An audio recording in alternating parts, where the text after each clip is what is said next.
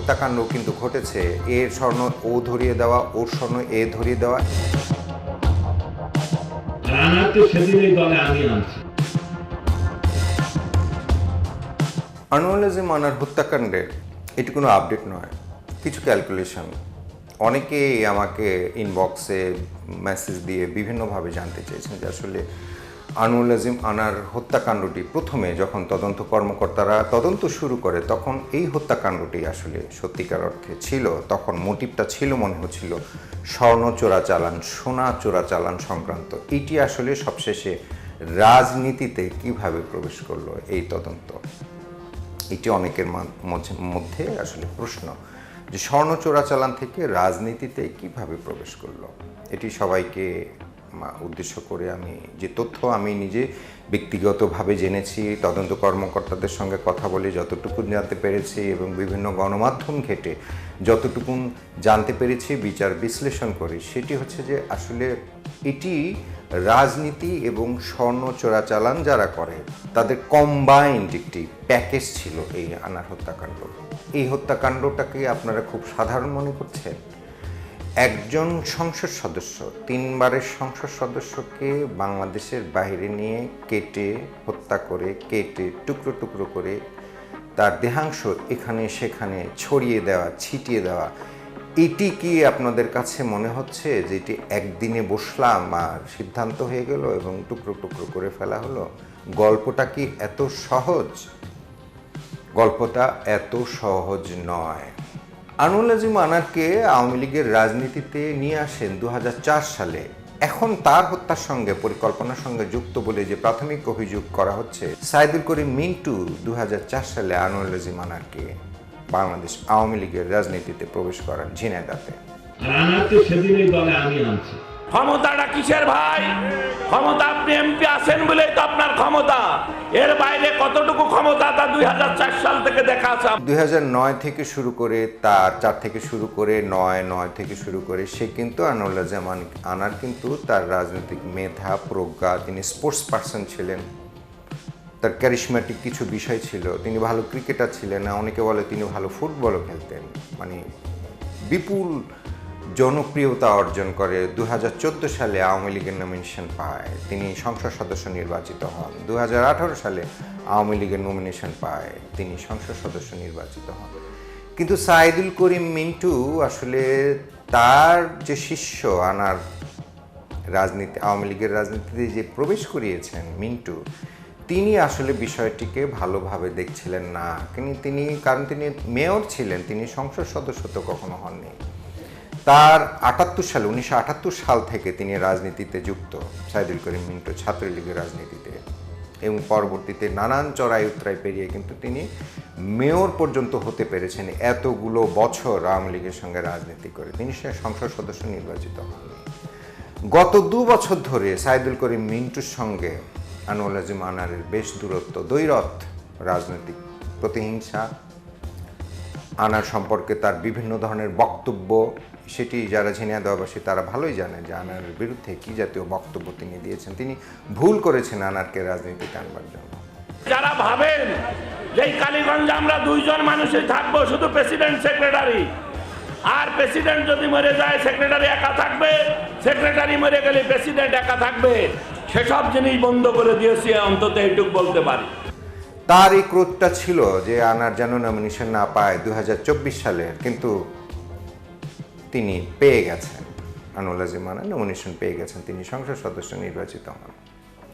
তার এই ক্রোধ, তার এই ক্ষোভ, এগুলোকে পুঁজি করেছে আনোয়ার আজিম আনার সম্পর্কে এবং ঝিনাইদহ ওই বেল সম্পর্কে যতটুকু জানা যায় বিভিন্ন গণমাধ্যম ঘেঁটে, বিভিন্ন তদন্ত কর্মকর্তাদের সঙ্গে কথা বলে, যেহেতু চার্জশিট এখনো হয়নি, অভিযোগ এখনো প্রমাণ হয়নি, সমস্ত তদন্তাধীন বিষয়, তারপরেও যতটুকু জানা যায় স্বর্ণ চোরাচালানের একটি অন্যতম জায়গা, অন্যতম বন্দর হিসেবে ঝিনাইদহের মহেশপুর এবং আশেপাশে স্বর্ণ চোরাচালানের একটি অন্যতম রুট। এই স্বর্ণ চোরাচালান তার সঙ্গে যুক্ত সম্ভাবনা এখনো পর্যন্ত যে তথ্য পাওয়া যায় গণমাধ্যম এবং তদন্ত কর্মকর্তাদের তথ্য অনুযায়ী, আনোয়ার আজিম আনার, আখতারুজ্জামান শাহীন এবং অনেকের নাম আসেনি, এরা যুক্ত ছিল। আনোয়ার আজিম আনারের সুবিধা ছিল সে সংসদ সদস্য হওয়ার কারণে অনেক কিছু অনায়াসে পার করে দিতে পারতো, তার টাকা লাগতো না। কিন্তু আখতারুজ্জামান শাহীন তার স্বর্ণ চোরাচালানের জন্য আনোয়ার আজিম আনারকেও ট্যাক্স দিতে হতো এবং তার আনা নেওয়ার ক্ষেত্রে অনেকটা কষ্টসাধ্য, প্রত্যেকটা জায়গায় পেমেন্ট করে করে তার সেগুলোকে এপার ওপার করতে হতো, যেটি প্রাথমিক তথ্য। এটি পরবর্তীতে তদন্তে বেরিয়ে আসবে আসলে সত্য কতটুকু। কর্মরত কর্মীরা সম্পৃক্ত থাকার বেশ কয়েকটি ঘটনার প্রমাণ পাওয়া যায়। সাধারণত বিমানবন্দর দিয়ে সার হওয়ার পর কর্মীগণ বাস ও ট্রেন যোগে ঝিনাইদহ, মহেশপুর ও চুয়াডাঙ্গার দর্শনা বর্ডার দিয়ে ভারতে পাচার করে থাকে। এই করতে করতে আনোয়ার আজিম আনার অনেকটা জিম্মি করে ফেলে আখতারুজ্জামান শাহীনদের। আনোয়ার আজিম আনার ছাড়া তারা আখতারুজ্জামান শাহীনরা এবং অন্য স্বর্ণ ব্যবসায়ীরা, বাংলাদেশের শীর্ষ পর্যায়ে স্বর্ণ ব্যবসায়ীরা আসলে করতে পারছিলেন না। দেখেন এয়ারপোর্ট দিয়ে এত গোল্ড আসে, সেই গোল্ডগুলির কেরিয়াররা ধরা পড়ে, কিন্তু তার মূল হুতা ধরা পড়ে না। পোদ্দারদের সিন্ডিকেটের কাছে জিম্মি হয়ে পড়েছে সোনার পাইকারি বাজার। এবং এই নিয়ে ওই ঝিনাইদহের ওই আশেপাশে অনেকগুলো মার্ডার ও হত্যাকাণ্ড কিন্তু ঘটেছে। এর স্বর্ণ ও ধরিয়ে দেওয়া, ওর স্বর্ণ এ ধরিয়ে দেওয়া, এই সম্পর্কিত বিষয়গুলোতে অনেক হত্যাকাণ্ড ঘটেছে। এবং সবশেষ গত 2-3 মাস আগে দুজনকে হত্যা করা হয়েছে। সেটা হচ্ছে আনোয়ার আজিম আনারে বলা হয়ে থাকে 4.5 কেজি 4.5 কেজি স্বর্ণ ধরিয়ে দেয় দুইজন লোক, এবং দুইজন লোক হচ্ছে আখতারুজ্জামান শাহীনের মানুষ। এবং বলা হয় যে আনোয়ার আজিম আনারের লোকরাই ওই দুজনকে হত্যা করেন। আপনারা ঝিনাইদহের লোক, আপনারা ভালো জানবেন। ওই যে স্বর্ণ চোরাচালানের বাধা বিপত্তি, একচেটিয়া ব্যবসা নিয়ন্ত্রণ আখতারুজ্জামান শাহীনের মাথাচাড়া দেয়, এবং তার সঙ্গে যারা আরও এই চোরাচালানের সঙ্গে যুক্ত তাদের মাথাচাড়া দেয় যে আনোয়ার আজিম হচ্ছে পথের কাঁটা। আবার এই একজন সাইদুল করিম মিন্টু, তিনি দেখছেন যে তার পথের কাঁটা হচ্ছে আনোয়ার আজিম। তখন ওই পক্ষ, আখতারুজ্জামান শাহীন পক্ষ এবং সাইদুল করিম মিন্টু পক্ষ, তারা কিন্তু এর আগে 3বার চেষ্টা করা হয়েছে আনোয়ার আজিম আনারকে হত্যা করবার জন্য। বাংলাদেশেই চেষ্টা করেছে, এটা ডিবি পুলিশের তথ্য, বক্তব্য, এটা মিথ্যা নয়।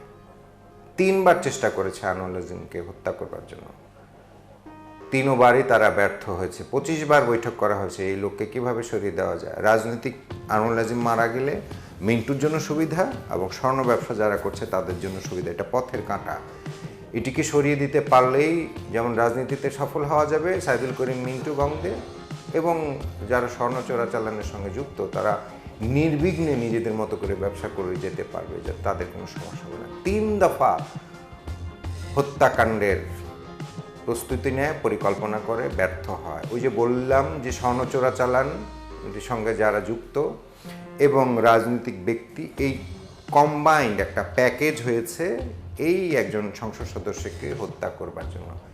এবং এই প্যাকেজটি সবশেষ আখতারুজ্জামান শাহীনের মেসেঞ্জার, আখতারুজ্জামান শাহীনের প্রতিনিধি হয়ে শিমুল ভূঁইয়া এবং সাইদুল করিম মিন্টুর প্রতিনিধি হয়ে কামাল আহমেদ বাবু ওরফে গ্যাস বাবু, এই দুজন কথা বলে কখন কিভাবে মারা হবে, কত টাকার বিনিময়ে, 2 কোটি টাকা, সেটি পরিকল্পনা হয় এবং সেটি বাস্তবায়ন হয়ে যায় 13ই মে কলকাতার নিউ টাউনের সঞ্জীবা গার্ডেনে এই হত্যাকাণ্ডের শিকার হয় আনোয়ার আজিম। যে দল বিক্রি করে, যে মানুষ খুন করে, নেতা কর্মীদেরকে হত্যা করে, সেই সাইদুল করিম মিন্টুকে এই আনার হত্যা মামলায় আটক করা হয়েছে। যারা মনে করছেন যে স্বর্ণ চোরাচালানের সঙ্গে যুক্ত হলে পলিটিক্যাল রাইভেলিটি কিভাবে যুক্ত হলো, একটার সঙ্গে আরেকটা চেইন করা, এই হত্যাকাণ্ডের বেনিফিশিয়ারি অনেকজন, আমরা প্রকাশ্যে নাম শুনছি কয়েকজনকে।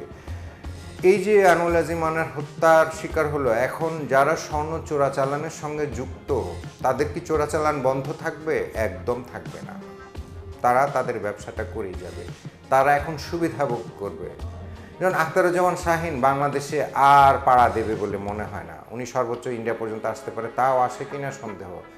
আনোয়ার আজিম মারা গেছে, 2 জন এই স্বর্ণ চোরাচালান থেকে আউট।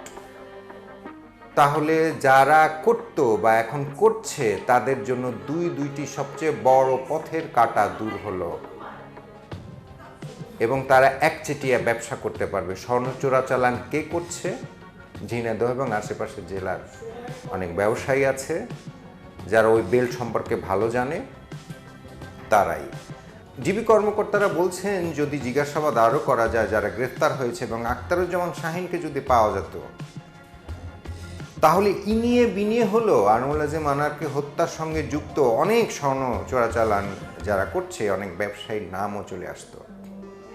সেটা আখতারুজ্জামান শাহিনের সঙ্গে ওই ব্যবসায়ীদের ডিল, আর শিমুল ভূঁইয়ার সঙ্গে সাইদুল করিম মিন্টুর প্রতিনিধি গ্যাসবাবুর সাথে ডিল। এই ডিলে, এই সমস্ত ডিলে আসলে একটা মানুষকে হত্যার মুখোমুখি হতে হয়েছে, হত্যাকাণ্ডের শিকার হতে হয়েছে এবং তার দেহাংশই খুঁজে পাওয়া যাচ্ছে না। এমনভাবে, এমন নৃশংসভাবে হত্যা করা হয়েছে। এবং শিমুল ভূঁইয়া যেহেতু পূর্ব বাংলা কমিউনিস্ট পার্টির সঙ্গে সরাসরি যুক্ত, আমরা আন্ডারগ্রাউন্ড দল হিসেবে যেটি সারা দেশের মানুষ জানে, তারা এই হত্যাকাণ্ডগুলো কিভাবে করতে হয়, কোন পর্যায়ে নিয়ে করতে হয়, এগুলো তারা এই হত্যাকাণ্ডগুলো আসলে আগে পরে অনেক করেছে, যার কারণে তাদের কাছে এই হত্যা এটা কিছুই না। শিমুল ভূঁইয়া যখন আদালতে উঠে নামে তখন তার কিন্তু চেহারার মধ্যে বিমর্ষতা পাওয়া যায় না, মোটামুটি মুচকি হাসি দেখা যায়, তার চেহারার মধ্যে বিমর্ষতা পাওয়া যায় না, কারণ তাদের কাছে এটি কোনো বিষয়ই না।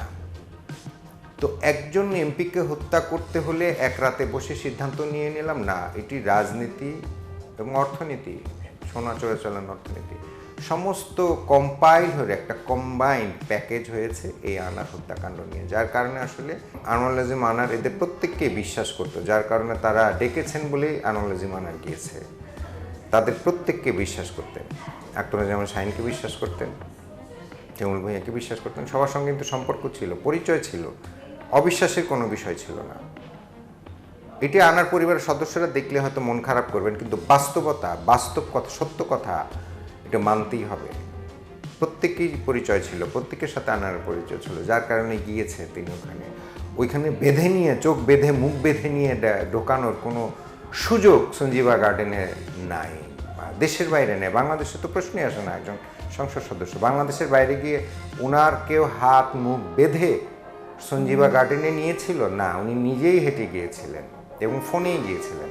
এটা বিশ্বাস করতে হবে। তার মানে প্রত্যেককে উনি চিনতেন এবং প্রত্যেককে বিশ্বাস করতেন, উনি বুঝতেই পারেননি যে ওনাকে হত্যা করা হবে। সুতরাং এই হত্যাকাণ্ডটি রাজনৈতিক এবং অর্থনৈতিক, এটা একটা কম্পাইল, একটা প্যাকেজ। যদি আখতারুজ্জামান শাহিনকে আনা যেত তাহলে তদন্তে আরও অনেক কিছু বেরিয়ে আসতো। তারপরেও গোয়েন্দা কর্মকর্তারা হাল ছাড়ছেন না, তারা তাদের তদন্ত কাজ এগিয়ে নিয়ে যাচ্ছেন। তারা প্রত্যাশা করছেন যারা মিনিমাম সামান্যতম যুক্ত আছে এই হত্যাকাণ্ডের সঙ্গে, তাদেরকে তারা আইনের আওতায় নিশ্চয়ই নিয়ে আসবে।